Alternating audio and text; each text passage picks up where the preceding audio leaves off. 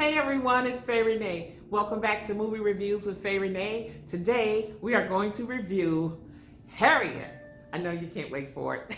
I can't either. If you haven't subscribed to my channel, you need to go ahead and hit the red subscribe button. Don't miss crazy, outrageous, fun, and exciting reviews.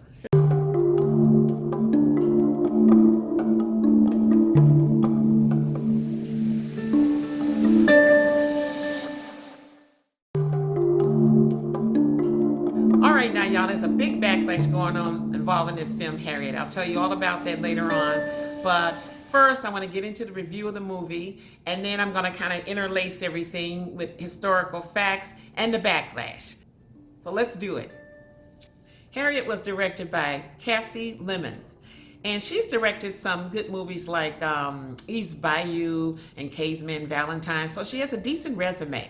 Now she also helped write the screenplay with Gregory Allen Howard. I want to start off and say, if you didn't know it, you need to know Harriet Tubman was a great and powerful Black American figure in Black African American history, in American history.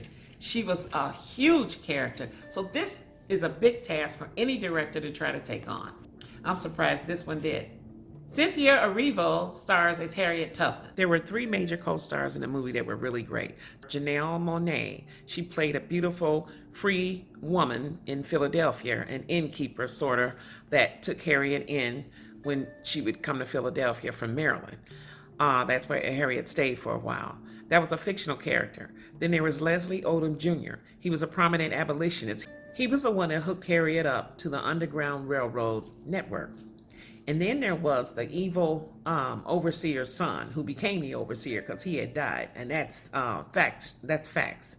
That guy would be Joe Allen. He played the son of the owner of the plantation in Maryland where Harriet had lived and escaped from. That was Gideon Brodess. He was played by Joe Allen. So as I said, I'm going to give the review and I'm going to give a little history interlaced in there. So follow me here. Harriet Tubman was born into slavery around 1820, 1822. There's no good records of the exact date because she was a slave. And so it really didn't matter much. Just around that time it was recorded, something about her. She was born as Araminta Ross, and they nicknamed her Minty.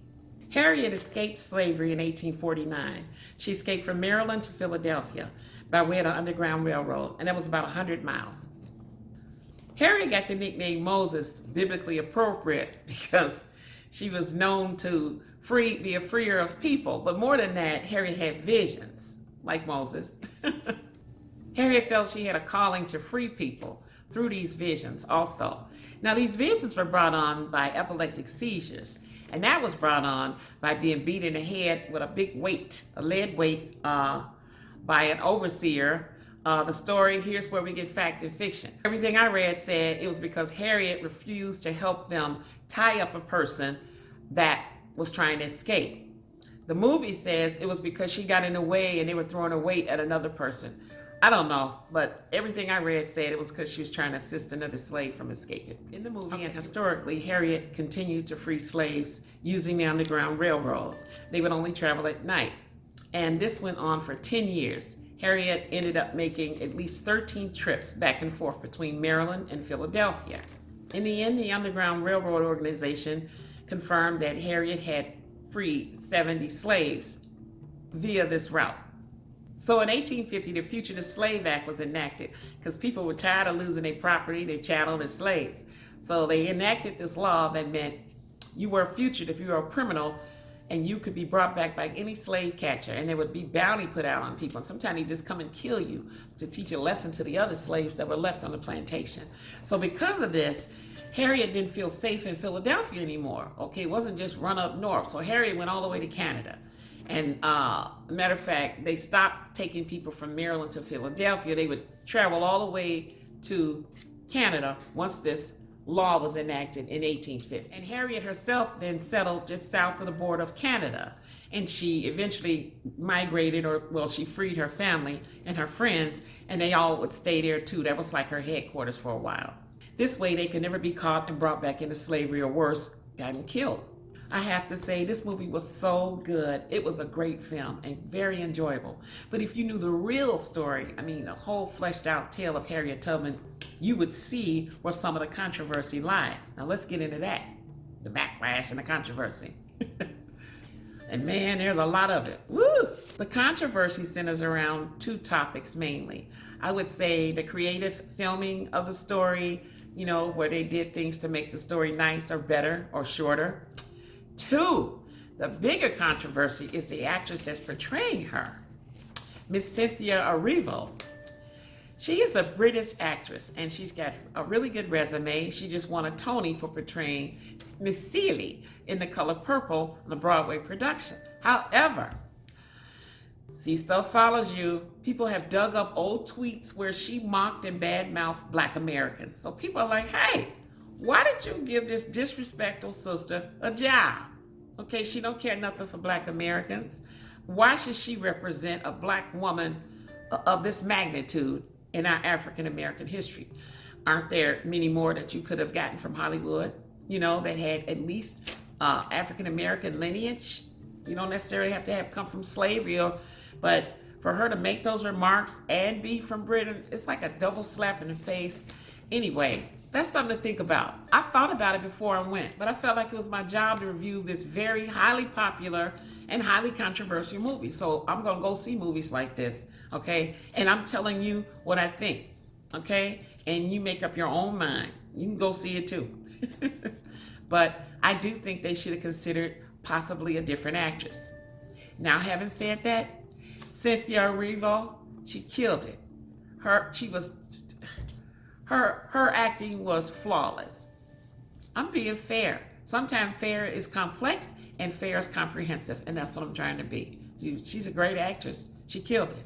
But she did say that jump, and maybe she'll learn from it. Just saying.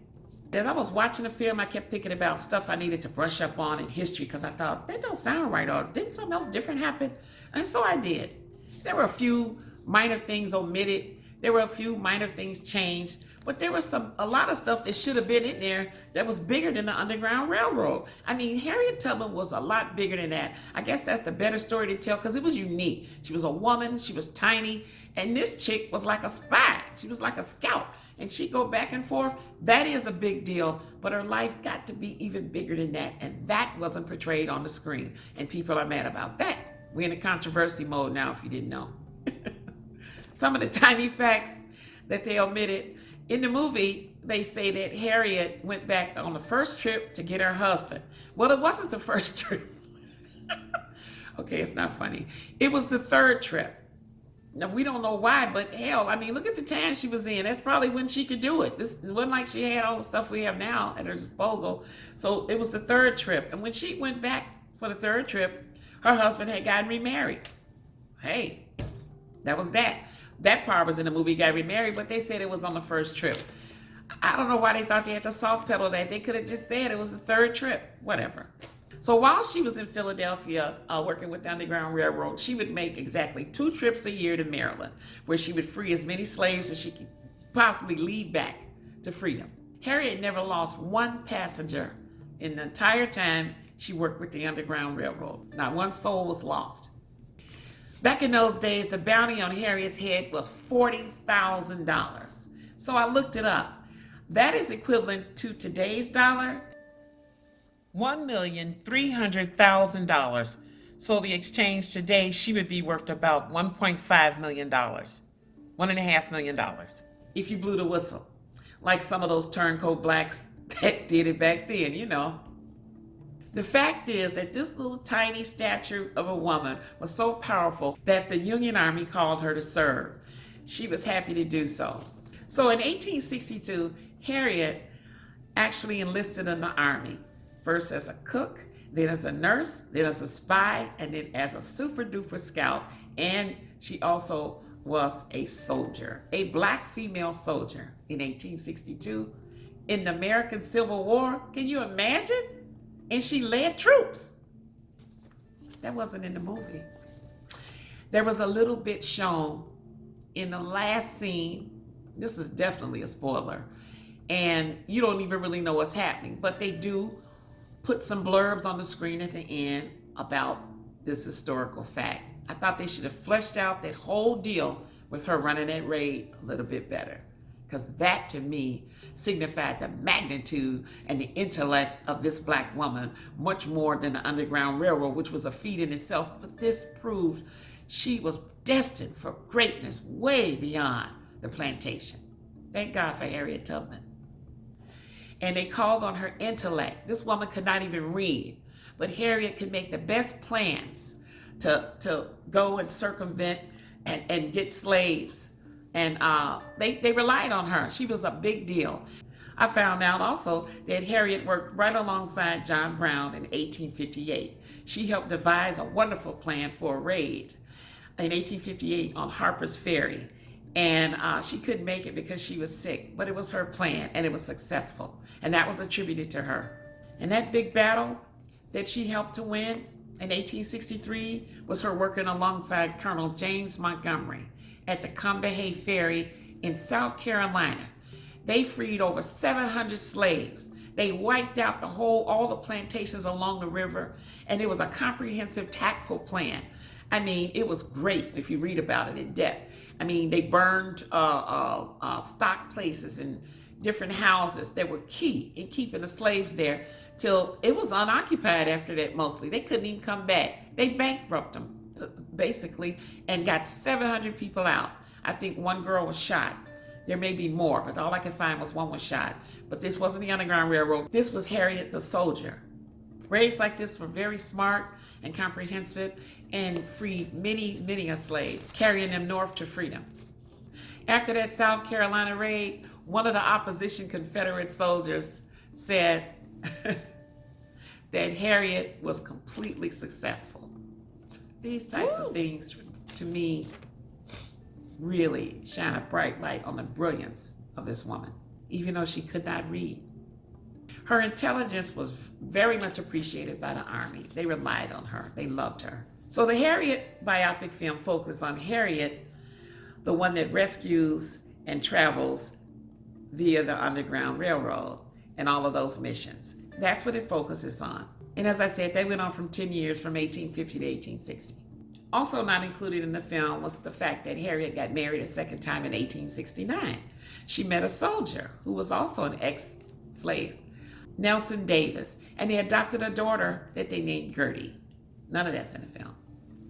So in the later years, after the Emancipation Proclamation, which is 1865, Harriet did start to get a pension check, but she only got the check because her husband had been a soldier. Woo-hoo-hoo! This is a good segue to tell you that Harriet wasn't through. Harriet became part of civil rights and rights for women's rights and the suffrage movement. She even worked a little bit with Susan B. Anthony. This woman just couldn't be stopped.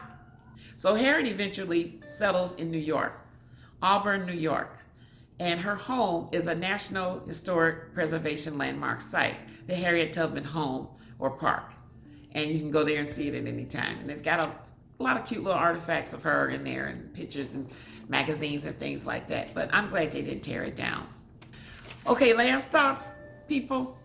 If you're very concerned about this movie not portraying a true image, I think it was a true image. It just wasn't complete.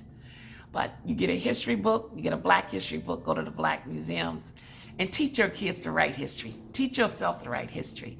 And go and support the movie. It's still Black. A lot of Black people worked on that film. And I think it's worth seeing. I think it's a great movie. You'll feel really good afterwards. It is a triumphant movie. I really enjoyed it. I give Harriet a 4.0. This is Faye Renee. Next time I'll check you. Bye. Hey everyone. Thanks for watching the video. I hope you enjoy Movie Reviews with Faye Renee. Please hit the subscribe button, and I'll catch you next time at the movies.